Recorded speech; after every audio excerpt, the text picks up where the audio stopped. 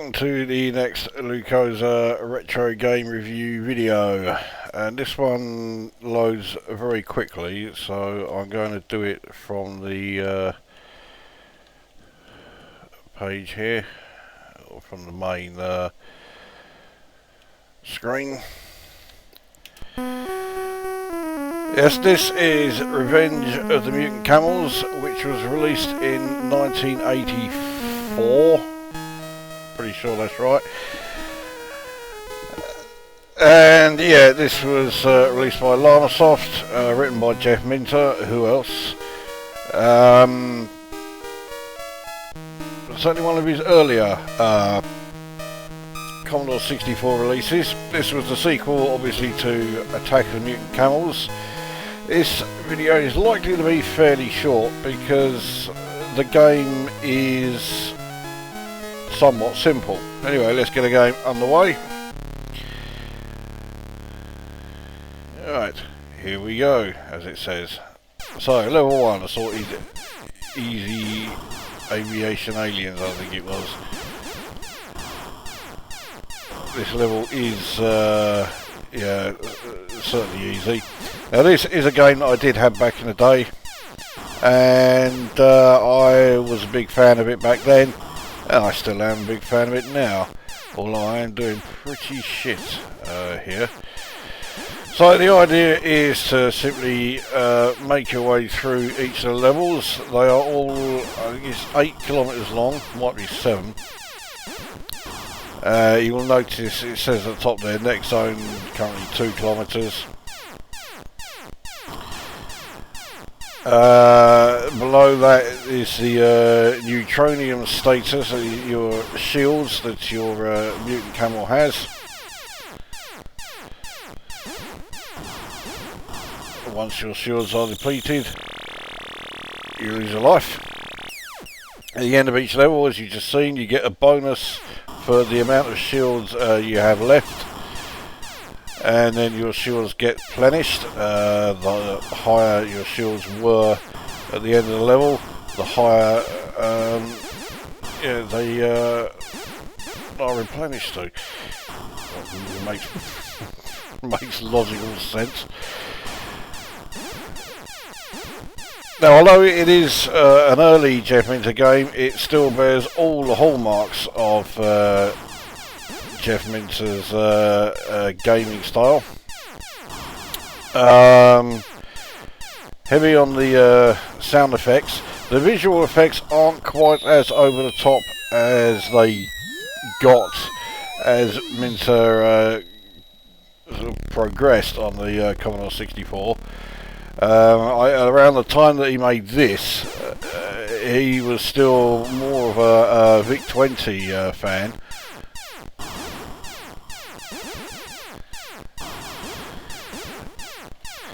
But really, I mean, I've shown you everything here.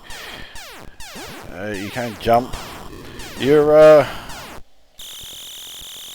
beast, your mutant camel, is pretty slow moving. And in order to actually fire, you do have to be moving in some sort of direction, or at least have the directional control engaged, because if you just hold the fire button down but don't move, he's not doing anything.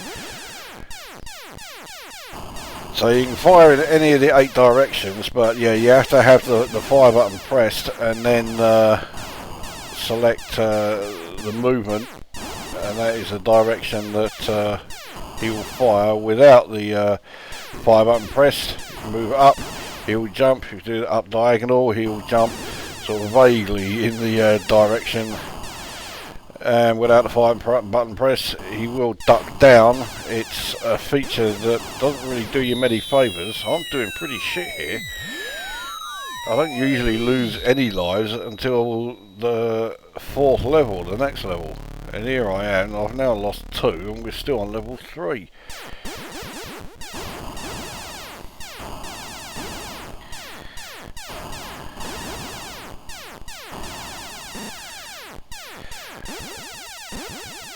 But I mean, typical Jeff Minter style, it is a surreal shoot 'em up as I think anyone's seen. Yeah, this level is a bit of a sod.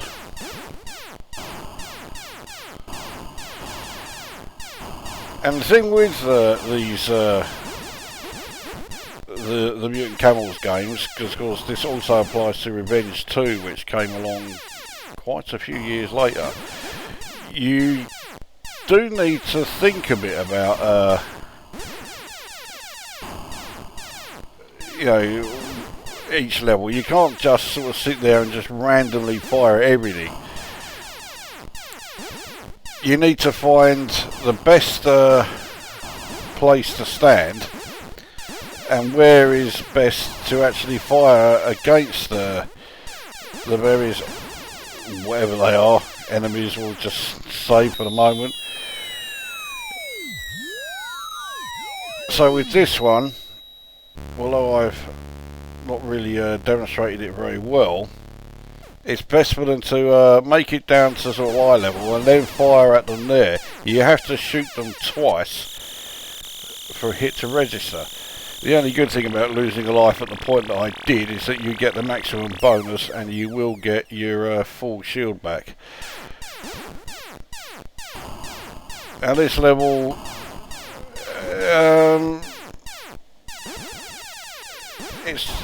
I know how to do it, but actually putting that into practice, not so simple. So they say, yeah, the ones that jump come along past you, and you shoot them as they are flying overhead, and then these ones that are on like the caterpillar tracks, just shoot them as they approach, like so. Likewise, jumping camels,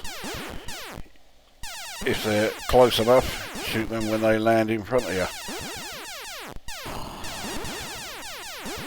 Now you can have a two-player game, but it is just, you know, take it in turns. When one player loses a life, you know, the more traditional two-player, it's not two-player simultaneous like the version that later appeared on the Amiga and ST. This level is a real pain in the arse. I find it easier to just avoid the CND symbols and just keep blasting the phone boxes off the screen. So it means you don't score a hell of a lot of points here, but at least you get through it without losing a life. Bollocks. Oh, fuck. Yeah, fuck that up as well. So yeah, I'm doing really good. So let's get the game underway then. Graphics, yes, they are pretty simple, but this is 1984. This was long before, well, I say long before, it was several months before Impossible Mission came along, so at this time nobody knew that the 64 could do graphics like that. Here we have the ship from Attack of the Mutant Camels. This is another one where if you position yourself right, you can get through fairly simple. But these, the shots that the ships fire do a fair bit of damage. To say nothing if the ships themselves fly into you. So anyway, yeah, so graphically it's fairly simple. Again, never afraid to use expanded sprites, but they work. They are certainly clear. I do wish some more of them were multicoloured. There are quite a few which are monochromatic, but you know, can't have everything.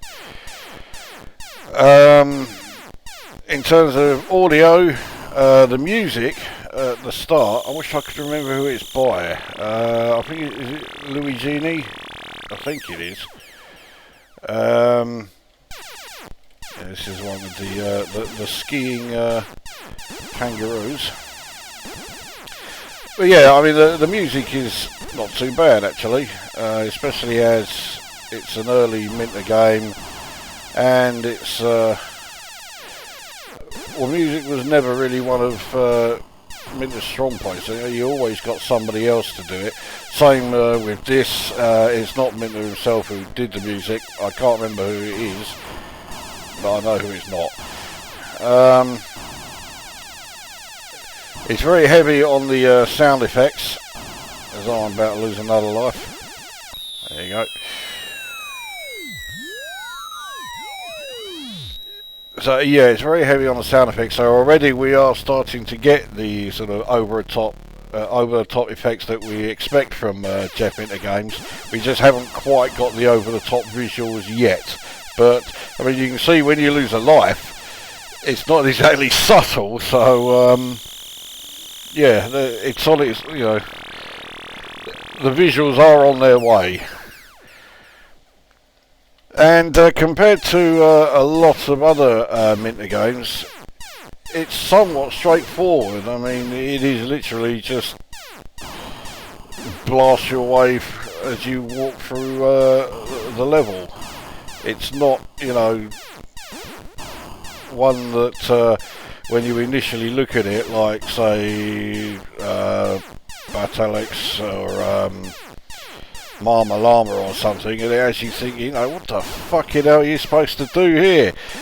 This one, yeah, as soon as you see it, you know what you have to do. And yeah, I'm quite a fan of it for that reason. Like I said at the start, I am a fan of the game. I do think Revenge 2 was better, but then I did the review for that fucking years ago, and I said then it's, well, at the time I think I said it's the best Commodore 64 shooter. I think it's actually tied equal best with Whizball. This is still good, but yeah, it's not Revenge 2 good. And the gameplay is pretty basic, but it keeps you coming back for more. And if you get tired of, you know, just appearing on the same levels, you can't get through a certain level, you can always set it so that it will choose random levels instead of doing them in sequence. The only drawback with that is that it will choose yeah, randomly through 32 of the levels. There are actually 42 levels, but yeah, if you choose the random sequence, it won't select any of the last 10. I do not have the remotest clue what the last 10 levels are. I never got close to reaching them. In fact, when it comes to playing the game with the levels in order, this go I'm having here is the furthest I've ever got. I think, yeah, shooting the goats when they are down on the ground is the key to this one. Which means the sound effects are going to drive everyone fucking insane. But, well, I was about to say, but I've got a good chance of getting through it, but I'm now losing a fucking hell of a lot of shield. And I've still got, well, a bit of distance. Can I do it? Can I get through here? So I certainly recognise this level from doing the yeah, the random order mode, but I don't think I ever got here through playing, yeah, this particular mode, getting through it in order. This one I definitely recognise from random. So I believe, yeah, the Pac-Men do a shitload of damage to you if they hit you. So it's best to stay out of their way. I wonder if the pyramids with the blinking eyes have any, you know, is some sort of Freemasonry, or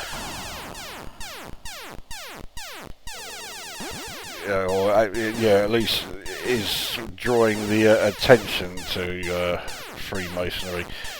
You never know with Jeff Minter. he doesn't strike me as being like the average sort of Freemason, but oh fucking hell. Okay, I think I just got away with that. And I got through that one. Right. Yeah, okay. I do not rate my chances at all of getting through here, and I'm pretty sure this is my last life. So, yeah, you go. Yeah, fuck that.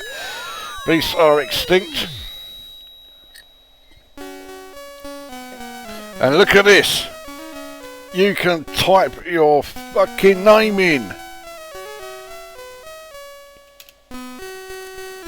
So there you go, Revenge of the Mutant Camels. Graphically basic, but functional. Audio, it's, yeah, the audio's a bit mad, likely to drive you around the bend sooner or later. And the gameplay I think's fine. It's a fairly basic shoot 'em up. It's a totally surreal shoot 'em up, as if I need to tell you that, considering it's just Jeff Minter game. But yeah, I like it. I would give this 7 out of 10. It's basic, it's dated, but it's still fun to play, and that's what counts. So that is Revenge of the Mutant Camels for Commodore 64. 7 out of 10. That brings this review to an end, and we will see you at the next one. What a cunt.